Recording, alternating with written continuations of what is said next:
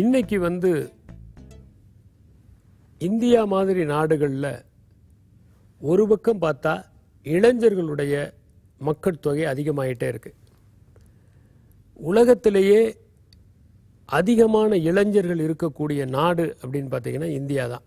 35லேருந்து 40 வயசு 30லேருந்து 40 வயசு உள்ள பாப்புலேஷன் அதிகமாக இருக்கக்கூடிய நாடு இந்தியா தான். இப்போ மேற்கத்திய நாடுகள்லாம் எடுத்துட்டிங்கன்னா அங்கே நிறைய வயசானவங்க, அந்த நாடுகள்லாம் கிழடு தட்டி போயிடுச்சு. பாரதியார் சொன்ன உண்மையான இளைய பாரதம் இப்போ இந்தியாவில் தான் இருக்குது. அது இப்போ தான் இளைய பாரதம். 65% மக்கள் தொகை இளைஞர்களாக இருக்கிறாங்க. இந்த ஒரு சூழலில் இவ்வளவு இளைஞர்களாக இருக்கக்கூடிய இந்தியாவில் நாம் ஒரு மிகப்பெரிய மலர்ச்சியை ஏற்படுத்த வேண்டும் அப்படின்னு சொல்லிட்டு ஒரு பக்கம் பார்த்துக்கிட்டு இருக்கோம். இன்னொரு பக்கம் பார்த்தீங்கன்னா வயசானவங்களும் அதிகமாகிட்டு இருக்கிறாங்க. இந்த வயசானவங்களுக்கான ப்ராப்ளம்ஸ்ங்கிறது என்னன்னா, ஒரு வகையில் பார்த்தீங்கன்னா ஒரு லோன்லினஸ். பசங்கள்லாம் படிச்சுட்டு வேற எங்கேயாவது போயிடுறாங்க. ரெண்டாவது, இவங்க போய் அங்கே இருக்க முடியறதில்லை. ஏன்னா இவங்க சொந்த ஊரில் இருந்துட்டு வெளியூருக்கு போனால் அந்நியமாக ஃபீல் பண்ணுறாங்க. ரெண்டாவது அதிக நாட்கள் உயிர் வாழும்போது என்ன ஆகுதுன்னா, இந்த மருத்துவ சிகிச்சை இல்லாமல் இவங்களால் வாழ முடியல. மூணாவது இவங்களுடைய இன்னொரு ப்ராப்ளம் ஒரு சைக்கலாஜிக்கலான ஒரு டிப்ரெஷன். அது மூணாவது ப்ராப்ளம். நாலாவது ப்ராப்ளம் வயோதிகத்தை அடையிறத ஒரு மனமகிழ்ச்சியோடு இவங்களால் அடைய முடியல. இப்போ நீங்கள் எந்த வீட்டில் போய் வயசானவங்களை பார்த்தீங்கன்னாலும் அவங்கக்கிட்ட எப்படிங்க இருக்கீங்கன்னா, நல்லா இருக்கேன் அப்படின்னு சொல்ல மாட்டாங்க. ஒரு 40-50 வருஷத்துக்கு முன்னாடி நீங்கள் 80-90 வயசு இருக்கவங்ககிட்ட போய் கேட்டிங்கன்னா எப்படி இருக்கிறீங்க அப்படின்னா, எப்படி இருப்பாங்க, நல்லா இருக்கீங்களா, பின்ன நல்லா இல்லாமல் அப்படிம்பாங்க. ஏன்னா அவங்களுக்கு அந்த கேள்வியே பிடிக்காது. நல்லா தானே இருக்கேன் அப்படிம்பாங்க. எனக்கு தெரிஞ்சு சில பெரியவர்கள்ட்ட கேட்பேன், எப்படி சார் இருக்கிறீங்க அப்படின்னு கேட்டால் அருமையாக இருக்கிறேன் அப்படிம்பாங்க. இன்றைக்கி நீங்கள் போய் கேட்டிங்கன்னா எப்படி இருக்கீங்கன்னா, என்னத்தை இருக்கிறோம், அப்படியே போயிட்டுருக்குது, காலை வண்டி ஓட்டிகிட்ருக்குறோம், என்னமோ போகுதுப்பா, என்னத்தை போகிற பெருசாக இருக்குதுப்போ அப்படிம்பாங்க. காடு வாங்குது, வீடு போகுங்குது அப்படிம்பாங்க. இதெல்லாம் என்ன காரணம்? இன்றைக்கி ஏஜிங் அது ஒரு மிகப்பெரிய பிரச்சனை. இன்றைக்கி அதிக நாட்கள் வாழ்வதற்கான மருத்துவம் வந்துருச்சு. இப்போ நிறைய விஷயங்கள், இப்போ ஹார்ட் அட்டாக் அப்படிங்கிற ஒன்றில் காமனாக செத்து போகிறது இருந்தது. இன்றைக்கி நம்ம பைபாஸ் சர்ஜரி பண்ணுறோம், பேஸ் மேக்கர் வைக்கிறோம், அப்புறம் ஃபைப்ரிலேட்டர் வைக்கிறோம். இந்த மாதிரி நிறையா சயின்ஸ் அட்வான்ஸ் ஆயிடுச்சு, மெடிசன்ஸ் அட்வான்ஸ் ஆயிடுச்சு.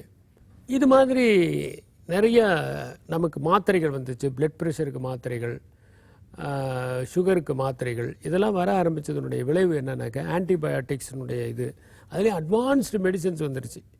நீங்கள் பார்த்தீங்கன்னா ஒரு காலத்தில் டிபி அப்படின்னா அது குணப்படுத்துறது கஷ்டம் அப்படிங்கிற ஒரு நிலைமை இருந்தது. இன்றைக்கி பார்த்தீங்கன்னா ஒரு வருஷம் நீங்கள் கண்டினியூஸாக மெடிசன் சாப்பிட்டீங்கன்னா யூ கேன் பி க்யூர்ட் அப்படிங்கிற மாதிரி மெடிசன் அட்வான்ஸ் ஆயிடுச்சு.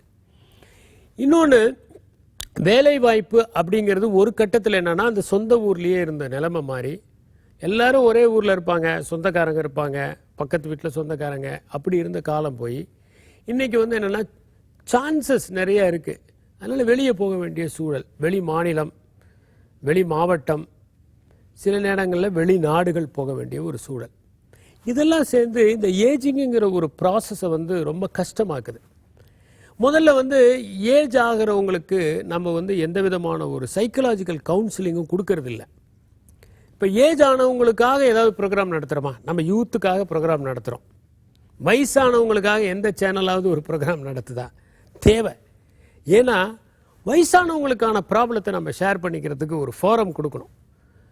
இப்போ ஒரு சின்ன ஒரு உதாரணம் சொன்னால், நம்ம முகத்தை பார்க்குறோம், கண்ணாடியில் நாளுக்கு நாள் வயசாகிறது தெரியுது, நம்ம அக்செப்ட் பண்ணிக்கணும். இந்த வயசாகிறதுங்கிறது தவிர்க்க முடியாத ஒன்று. நம்ம கார் எப்படி வயசாகும் போது கொஞ்சம் கொஞ்சமாக பழசாகுதோ அதே மாதிரி நாமளும் வயசாகிறோம் அப்படிங்கிற ஒரு விஷயத்தை நம்ம அக்செப்ட் பண்ணணும். அந்த அக்செப்டன்ஸ் நமக்கு வர்றது கஷ்டமாக இருக்குது. யாரெல்லாம் இது ஒரு நேச்சுரல் ப்ராசஸ் அப்படின்னு நினைக்கிறாங்களோ அது அவங்களுக்கு ஈஸி. ரெண்டாவது ஏன் இந்த லோன்லினஸ் வருது? நமக்குள்ள ஒரு ஈகோ. இப்போ ஈகோவை விட்டுட்டு நாம் யாருக்காவது பிரயோஜனமாக இருப்போம் அப்படின்னு நினச்சி நம்ம மகன் வீட்டுக்கோ மக வீட்டுக்கோ போய் அங்கே நம்மளால் முடிஞ்ச ஒரு உதவியை செஞ்சோம்னா இந்த லோன்லினஸ் வராது. மூணாவது, நம்முடைய இன்ட்ரெஸ்ட்டுக்கான சர்க்கிளை நம்ம ஏற்படுத்திக்கணும்.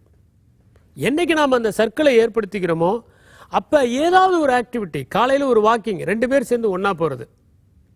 கணவன் மனைவியும் வாக்கிங் போகிறவங்கள நான் பார்த்துருக்கேன். சில பேர் பாடிக்கிட்டேலாம் போகிறாங்க.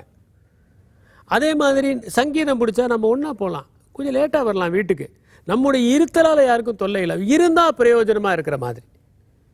அதே மாதிரி இவங்களுக்கு பிடித்த சில நிகழ்ச்சிகள், அதுக்கேற்ற மாதிரி அவங்க குழந்தைகள் வாய்ப்புகளை ஏற்படுத்தி கொடுக்கணும்.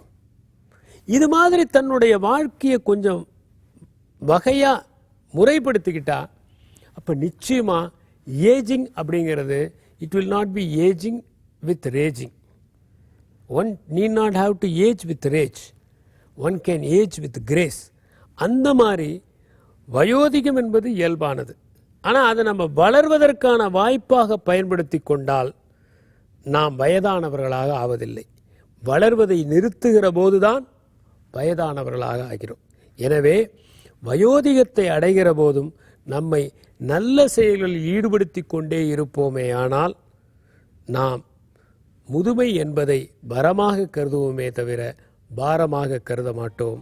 நன்றி, வணக்கம்.